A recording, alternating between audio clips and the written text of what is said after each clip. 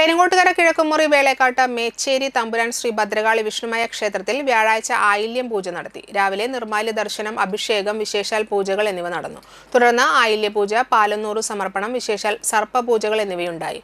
ക്ഷേത്ര മേൽശാന്തി സുധീഷ്, സഹകാർമ്മികരായ സനൂപ് ശാന്തി, പ്രതീഷ് എന്നിവർ ചടങ്ങുകൾക്ക് മുഖ്യ കാർമ്മികത്വം വഹിച്ചു. ക്ഷേത്ര മാനേജിംഗ് ട്രസ്റ്റി വേളേക്കാട്ട് രാജപ്പൻ നേതൃത്വം നൽകി.